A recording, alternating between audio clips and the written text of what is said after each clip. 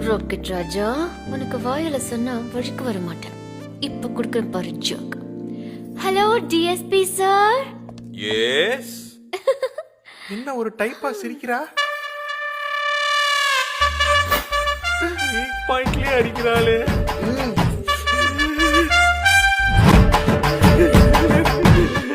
இந்த மாதிரி வெள்ளை இருப்பெல்லாம் வெயில் படக்கூடாது. பட்டா கலர் போயிரும். நீ என்ன பண்ணாலும் அது மசீரா நான் கிடையாது. நம்ம இப்பதான் ஃபர்ஸ்ட் டைம் மீட் பண்றோம். என்னை நம்பி எப்படிங்க நீங்க தனியா கொடைக்கானல் வரையும் வந்தீங்க? நான் எங்கங்க தனியா வந்தேன்? அப்புறம் நான் நினைச்சாலும் என்னால தனியாலாம் வர முடியாதுங்க. இல்ல எனக்கு புரியல.